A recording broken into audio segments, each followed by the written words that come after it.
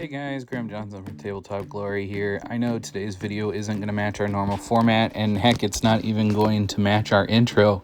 We're kind of just firing from the hip today. I've had some major computer problems.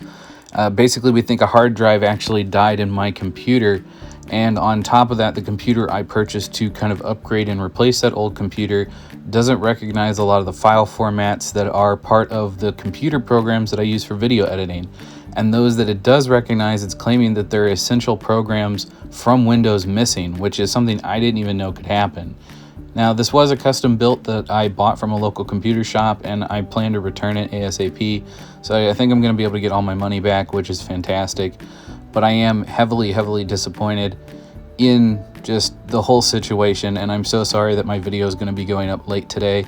I'm also very sorry that next week's will probably be late as well, because I'm either going to be playing catch up and trying to finish what was supposed to be this week's video, or I'm going to end up having to battle with that old computer again, and we're just going to kind of be in limbo. So I do apologize for that. We're doing the best we can here over at Tabletop, but let's get on with the video. Today we're going to be talking about Warhammer 40k Grots, as you can see on screen here. Now, I tend to use these guys as goblins in D&D. The World of Warcraft style goblin where they're constantly tinkering with things is kind of what I think of when I think of goblins in my fantasy settings. And so oftentimes being able to use Grots from Warhammer 40k is not only an awesome dynamic model to put on the table, but it's also the exact representation that I'm going for. So we're going to be talking about green skin tones today, and it's probably going to be a bit of a short video, but let's get on with it. Now we're actually going to be looking at two different ways to do green skin tones today.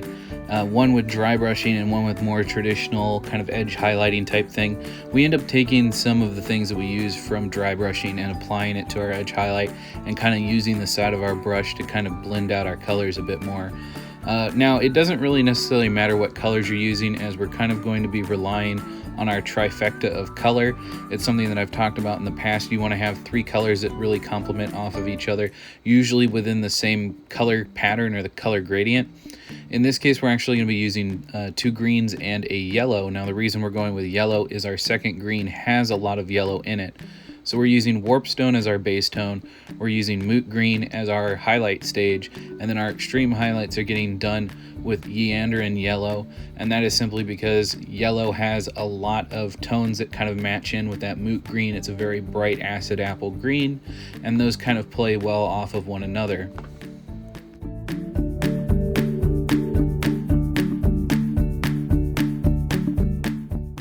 So here we can start seeing that I'm going to go ahead and lay in these first dry brushing tones with a little bit of our Moot Green. Now, I originally thought that this wasn't going to be bright enough. I thought I was going to have to mix in a bit of yellow, but you'll see that it actually is quite vibrant when building up in layers. You just want to be really careful with it. Wipe most of that off with your paper towel there and just kind of build up the colors. And basically, yeah, you just want to go in and try to focus your dry brushing mostly where muscle groups are. So anywhere where the model kind of bulges out and you have high spots, do your best to kind of focus your dry brushing around there, because that's also going to help blend in the greens. Now, if you end up doing a bit too much dry brushing, you can come back in with something like a Colia green shade and put a wash all over the skin tones, and that's going to really darken up those crevices in between of the muscle groups and everything, and it's really going to help to blend everything together. And then you can just continue forward from there with another mild green dry brush of that Moot Green to kind of mess around with your highlights when you go to kind of add that yellow in, like what I'm doing right now. You can see I've added a little bit of yellow in, and I'm just kind of going to dry brush that in on all our extreme places, like the tips of the hands, the ears, the face, that sort of thing. And now you can see me kind of doing just the exact same thing here, where I'm kind of going in with our edge highlights, and I'm just picking out all those muscle groups, the edges of the fingers, the bridge of the nose, under the eyes, the eyebrows, the crest of the head, anywhere where you can see these like bulging bits of muscle or sculpture of this miniature. We want to go ahead and pick those out. Now, if you're having a hard time kind of blending everything together, you can do what I'm doing here, which is where you wipe off about 50 to 60%, and you're kind of mixing a wet brush blend with a dry brush brushing, which sounds really weird to say. So basically what I'm doing is I'm using dry brush techniques to kind of blend my edge highlighting together here. Oftentimes this can also be referred to as overbrushing, But usually with overbrushing, we're not wiping off most of the paint and we're actually depositing quite a large amount. In my case here, we're still trying to deposit very little. We're trying to build up those tonations from that darker green into the brighter green.